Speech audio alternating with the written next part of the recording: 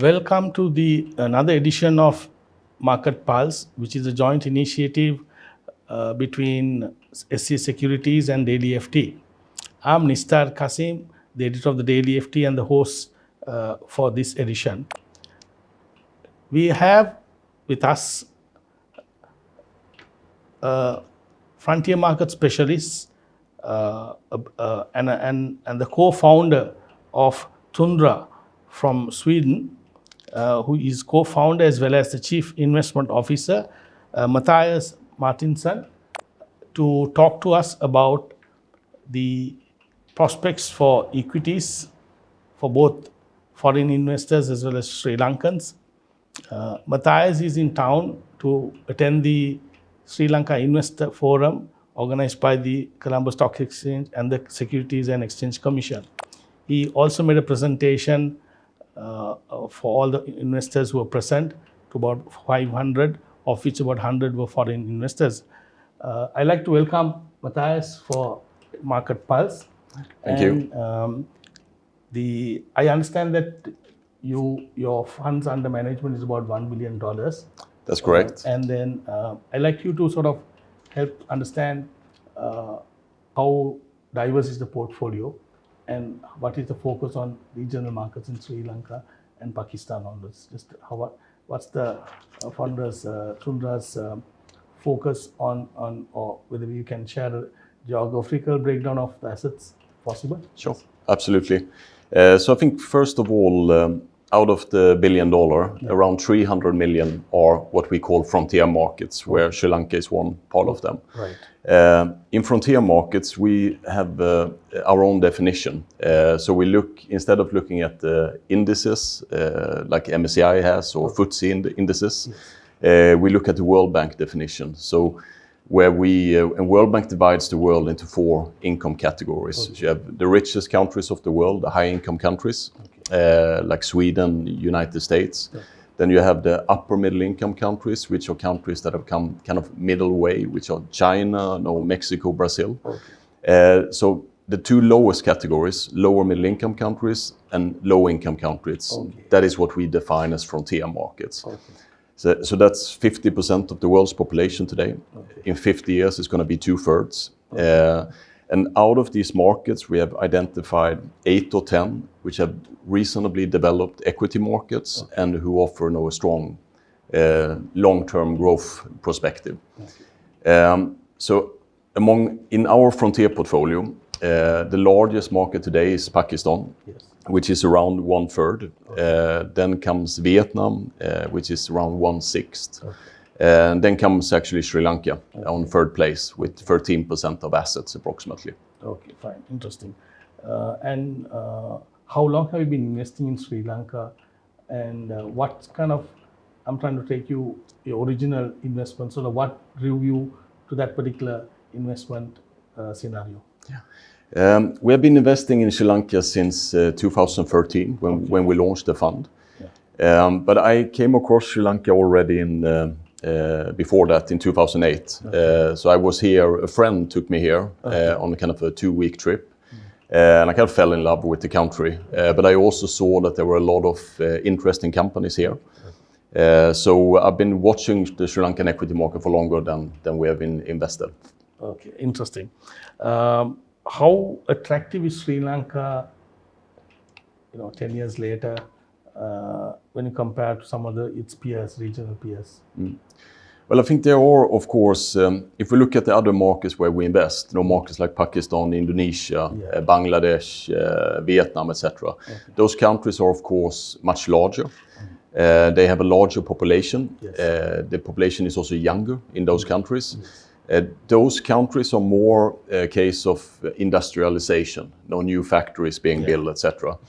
Yeah. I think the trajectory for Sri Lanka is different. Mm-hmm. It's a smaller country. You need to be careful with your nature, which, yeah, is your main advantage today. Yeah. So I think Sri Lanka will be more a service-driven economy, okay, where you have your comparative advantages with your location, of course. True. You're 50 kilometers from India, mm-hmm, which is an amazing advantage. Right. But you also have your natural deep sea ports, yes, which can continue to develop. that will lead to more trade being undertaken, which would trickle down to the service. But you also have, and kind of what I saw the first time I came here, that you have your amazing advantage on the tourism side. So if we look at Sri Lanka today, how many tourists that arrive in Sri Lanka, it's actually not that much more than Mauritius. And Mauritius is 1/3 of the size of Sri Lanka. So I think, I believe that anyone that comes here, even if it's the highest end tourist who wants the perfect hotels, or if it's adventurous, Sri Lanka is, for me at least, my favorite place in the world. And I think a lot of other people around the world will feel the same. So last year you had 2 million tourists arriving. I think that number can easily double within a 5-year or 6-year period. Provided that infrastructure is built, in terms of airports and roads, etc. And that will also create economic growth. And I spoke to my middle son yesterday. So he's traveling in Asia, and he now decided to go to Sri Lanka as well. So he's coming for 3 weeks. Excellent. Interesting perspective. Because you love Sri Lanka, does it sort of influence your investment decisions as well? Well, I think we're very, if we look at the markets, and that's not only Sri Lanka, the key disadvantage with frontier markets is that the equity markets are less developed, which means liquidity is lower. That means that if you, like we have $300 million in assets that we need to invest $3 to $6 million in any company minimum. That means that with the low liquidity, we must be very long term. Because if we try to trade in and out of different stocks, we're going to lose a lot of returns. So we try to focus on 10 years, 20 years, 30 years ahead. If you're going to take that long-term decision, it needs to be kind of the foundation of the company. That is the crucial part, which is management, the owners, etc. And it also needs to be combined with the preconditions of the country. So I think my love for Sri Lanka is, I think, is well based on kind of the strong long-term advantages that the country has and what it can offer for a businessman or a tourist that arrives here. So you are by character is a long-term investor. Tundra is a long-term investor. How has the portfolio fared? I think it's about just over 10 years in Sri Lanka. How has the portfolio performed? And from the time you came, have you exited some investments as well? Well, we've had, I think since we started investing here in 2013, we've had probably 25 or so companies during those years. Now we're down to a handful of companies. So we have made exits, concentrated the portfolio. Returns since we started, we're up a little bit, but it's not that much so far. But I think it's not very much different from frontier markets in general, which has been almost flat since we launched the fund. So I think the important part is, I think, what is ahead. And I think we're now entering a period where, due to the crisis that Sri Lanka has gone through, there's been a reset of the economy, which normally means that you should have 6-7 years ahead of you that will reward investors a little bit more. So you said Sri Lanka, the post-crisis, there is a reset. How long does a reset take place? Take in terms of, and how are we progressing in that resetting the economy? Well, I think since we started investing, I would say around, we started in 2013. I would say from 2015 and onwards, the main concern for foreign investors was your foreign debt exposure and the potential risks ahead if something would happen. Then you were, of course, extremely unlucky with the 2019 events and COVID, the two disastrous events for a country who is so dependent on tourism revenue. So it's not surprising that you had a number of years when basically everything that could go wrong went wrong, combined with political decisions that were questionable, so to say.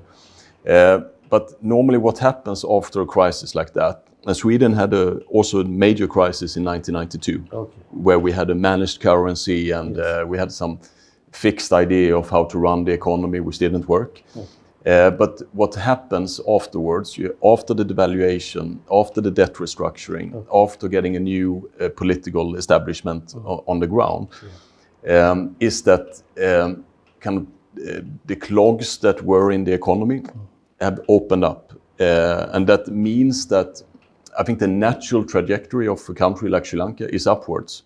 In the longer run. Yes. And now you don't have those hurdles in the way.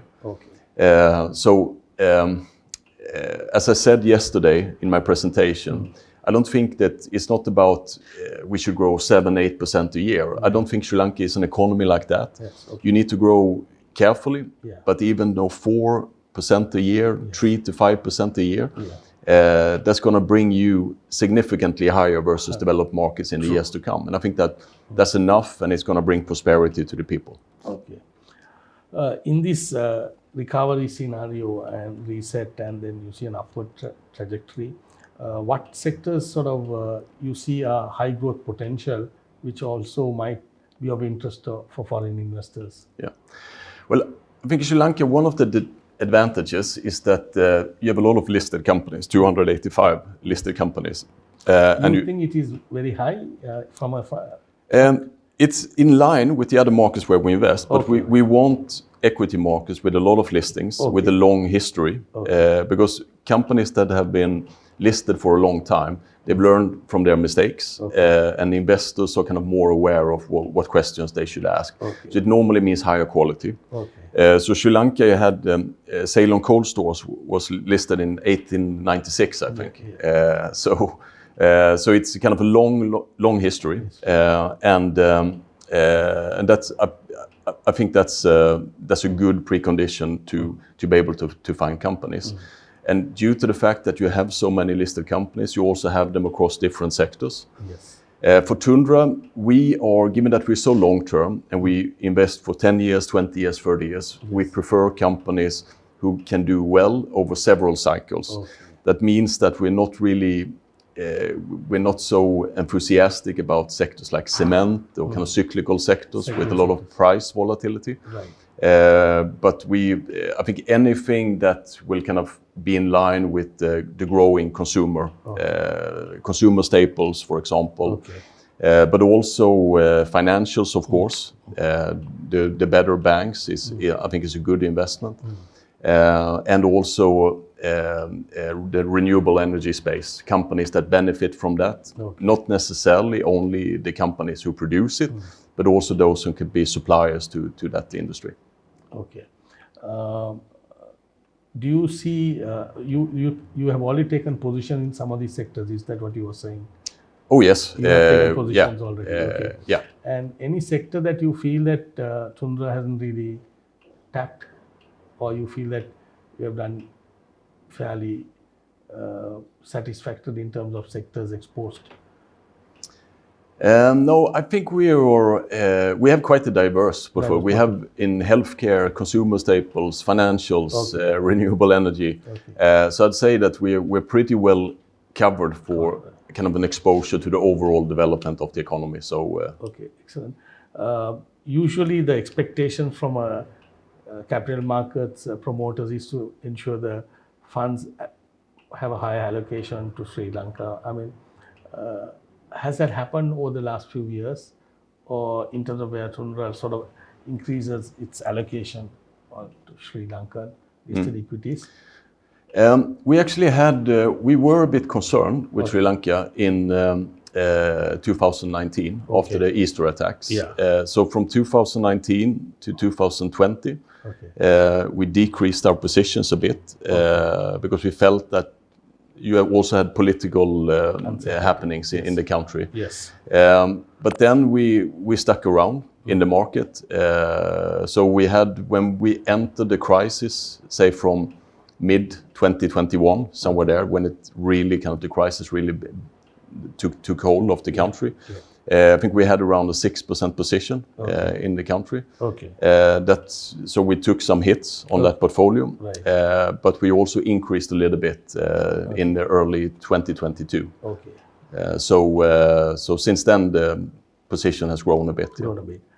What prospects? I know you're very bullish about Sri Lanka. You said, and you're passionate about Sri Lanka. What kind of expectation can we have from Tundra going forward in the next 3 to 5 years? What do you think there'll be a sort of a doubling or kind of of allocation or investments over the medium term? Well, I think we made an increase mid last year because we got the new larger client that came in and who were also interested in Sri Lanka. So hopefully, as our client base grows, part of those money will go to Sri Lanka as well. And I also think, as I said yesterday, I think a reasonable return in the equity market over time, currency adjusted, is around 10%. So we're not, when we say we're bullish, I'm bullish in the way that I think that we can have good long-term returns in Sri Lanka. We don't chase the sharp swings upward. We're not so concerned about corrections, etc. But I think we are at the stage where Sri Lanka can give a good comparative return versus other equity markets. You mentioned about some of the concerns. Liquidity is a big issue. Then currency risk was an issue. You think we are behind in terms of currency? You think we are behind the crisis, uncertainty or the risk? Yeah, I think among our countries, I think Sri Lanka has actually the best opportunity to have a stable currency. But that is due to your comparative advantage in tourism. You have remittances just like all our other countries as well. That's right. But also given that you're not really, compared to a country like Pakistan, those countries, they go through massive industrial cycles where they import a lot of heavy equipment, and then something happens with the economy and you have a crash in the currency. I think Sri Lanka, given that it should be a service-driven economy, and you have that extra flow of capital coming in from tourism, Sri Lanka should be able to, provided that there's fiscal discipline and that is decent economic policies in place, should be able to have a positive balance of payment over the long run, and that should mean a stable currency. Stable currency. Okay. We have almost completed the external debt restructuring last year, and some of the it's in motion in terms of finalizing the agreements. From a fund manager perspective, what do you hear in markets among investment circles? You think everyone else is also looking at Sri Lanka in terms of now that the stability and recovery is in place? To be honest, no. And I think the problem, and I showed a graph of that yesterday as well, that you're not alone. All emerging markets have outflows. So investors are, I think the geopolitical situation in the world is one reason, of course. I actually do believe that the smaller emerging markets and frontier markets like Sri Lanka, in this environment, especially in this environment, can actually benefit a bit.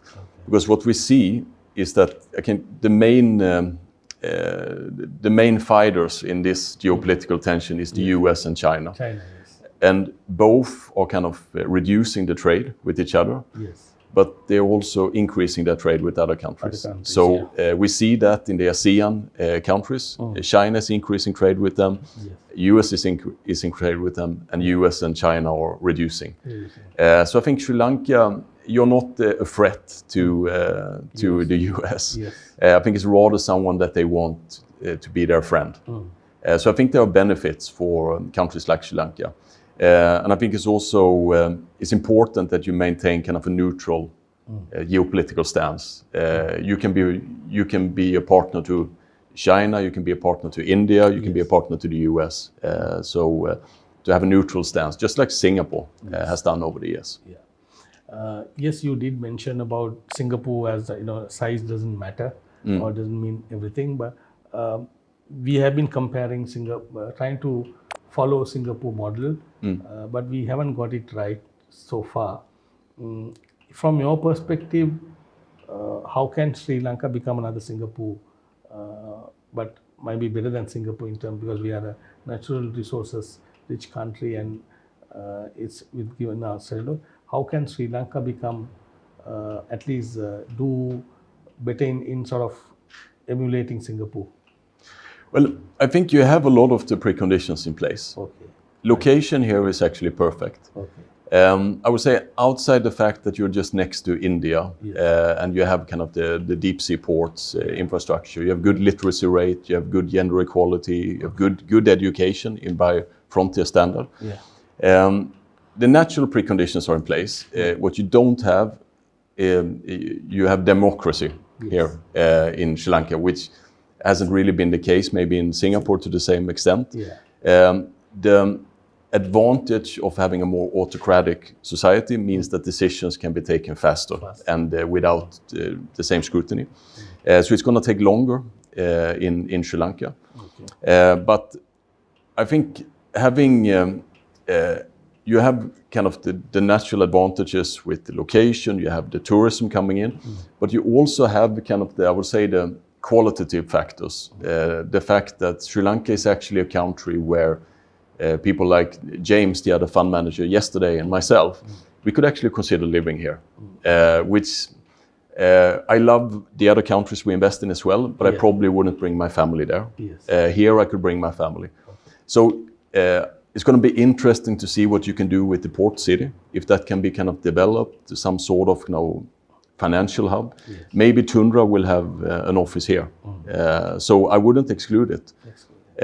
And if you bring enough of those investors into the country and you provide kind of stable conditions for them, it's not, I think it might sound ridiculous to compare with Singapore, but it's possible over the long run if the right policies are taken.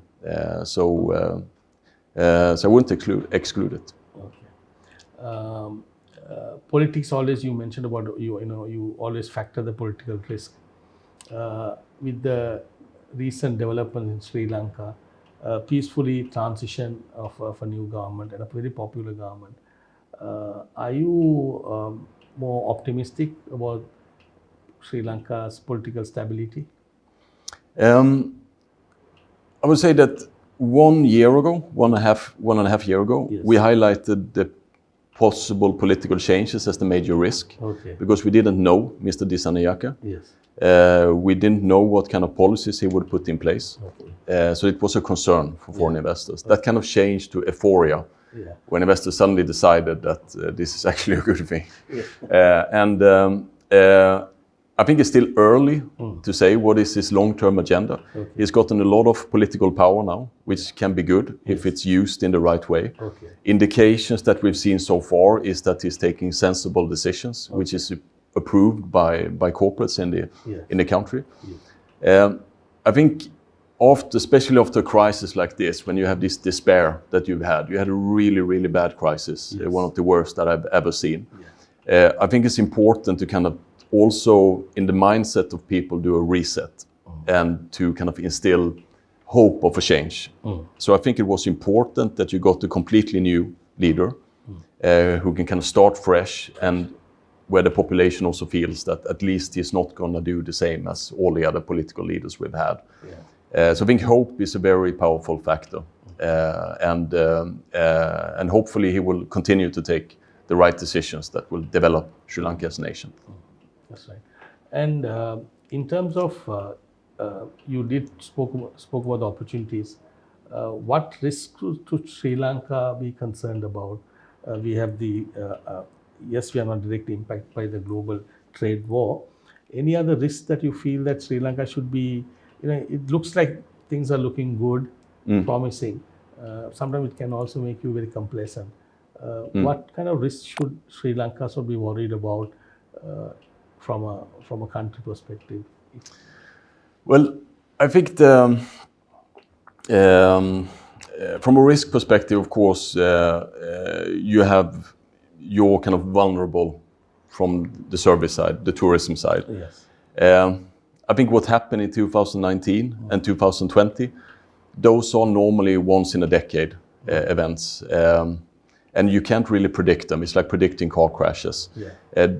Those are vulnerabilities that should there be something similar happening and that would hurt the tourism industry. Yeah. But all the government, what Sri Lanka can do is can just try to ensure that you have kind of safety measures in place in order to ensure that something like 2019 doesn't happen. You still remain vulnerable on the debt side. Yeah. You're more than 100% debt to GDP, which is a high level. Yes. So I think in that aspect, it's important that the IMF agreement, that all the kind of the parts of that agreement is followed. But I can't really see any indications that they wouldn't. Okay. So it's. I think it's on the debt side still, and on the tourism side, there are the kind of major risk for Sri Lanka. And given the, you see, there was emphasis during the forum about continuity, consistency, clarity, and all that. Then there was mention about a budget, 2025 budget as well. Do you think the right building blocks are being put by the new administration here in trying to stimulate the economy and also more managing the fiscal situation as well? Do you see that happening in Sri Lanka? Well, I think as you know, Sweden, we have a long history of social democracy. Yes. I would say we're probably more leaning towards Mr. Dissanayaka's historical ambitions. So I would say that any kind of long-term stable society, you need to reduce the inequalities in society. Yeah. So we have no issues with that. I think that's a good decision, and that's a good ambition for Sri Lanka. Yeah.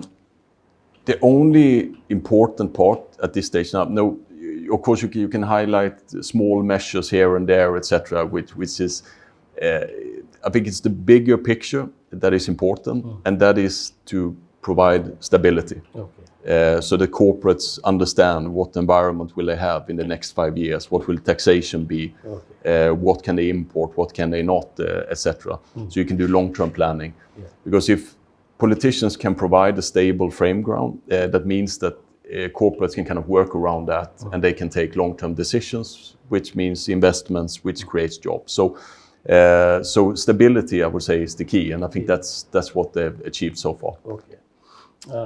Maybe final questions before we wrap it up. You mentioned about Sri Lanka's cost of transaction is relatively higher than the peers, as well as other issue that we have been facing is a liquidity issue. What would be your recommendation to resolve these two constraints? Well, transaction cost. Yeah. I think today it's the case that if I do a trade below $300,000, which is often the case because it takes time to buy positions, it will cost me approximately 1% commission. Okay. If I do the same trade in Pakistan or Vietnam, it's going to cost me 15 basis points. Okay. So these times, especially for fund managers, the cost perspective, we get criticized for spending too much. So that's a negative. For Sri Lanka, that means that when we do trades, I need to assure that it's of a certain size, and I can't trade too often because it's going to cost and it's going to end up in my P&L for the fund. Right. On the other hand, for example, the taxes part of the commission, that's around 40 basis points. With the current liquidity in Sri Lanka, that amounts to approximately $18 million of taxes in fees and taxes a year. 80 million. 18. 1/8. Okay. It's not a huge amount, but it's still those money. Maybe they are needed for something. Okay. But provided that they can find another source for that money, I think that would be a good first step and a good signal to the market to take away.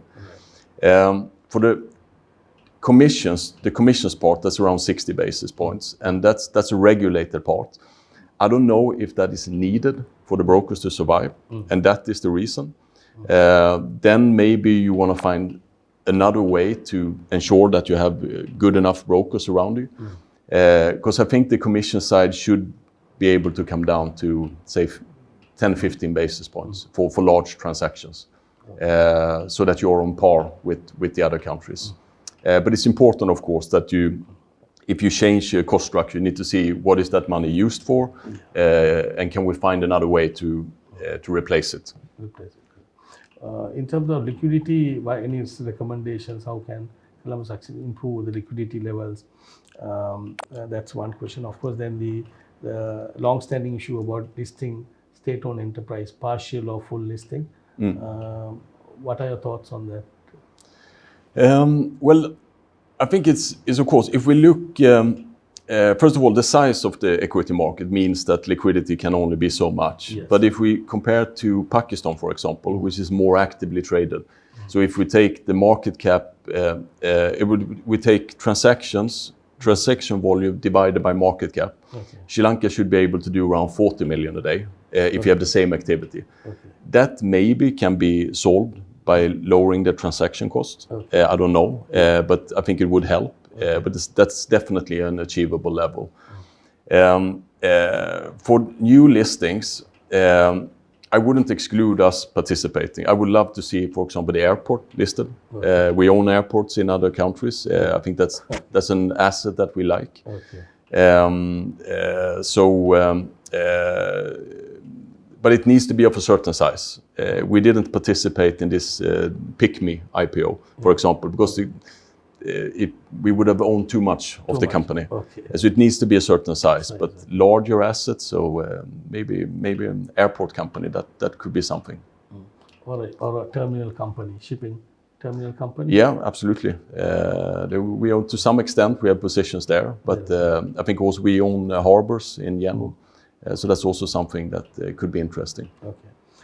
Given your passion and that you also might consider settling down one day in Sri Lanka, what would be your advice to Sri Lanka in general, and also to policymakers? What would be your advice in sort of getting things right better and faster? What would be your advice? Well, I don't think my experience of Sri Lankans is that there's a lot of resilience here among the people. I think at the stage you are in, you lived through a terrible crisis, and you're now out on the other side. So I couldn't. I think it's rather kind of to say that it's amazing that you made it through, despite everything that happened. Yeah. And now you should get the rewards for that. And I think that's going to come natural. And I don't think really that you need our advice for that. Okay. I forgot to ask this about, you mentioned about Sri Lanka can return to being a safe haven for investors. How long do you think, what's your personal estimate, how long will it take for us to become a safe haven? Well, I think based on our analysis, the preconditions are in place now. Okay. Then the question is when other foreign investors will see it the way that me and James see it. Yes. But I think it's, given the size, the manageability of the country, it's a friendly country. People love to come here. You have kind of the natural advantages around you, and you have the preconditions in place to have a stable currency. So I think this should be, it's going to be a small part, but it should be a part of the most emerging markets investors' portfolio. Okay, thank you. Thank you very much, Mattias, for spending your valuable time with us, with Market Pulse. And you have been very candid, very, very sincere. I see a Sri Lankan in you more than a Swedish person. And I hope you will continue to enjoy not only investing in Sri Lanka, but living in Sri Lanka going forward. On behalf of SC Securities and the Daily FT, I'd like to thank you once again and wish you all the best. Thank you. And we will come back with another interesting edition of Market Pulse in the next few days. Thank you. For more latest news, subscribe to FTTV.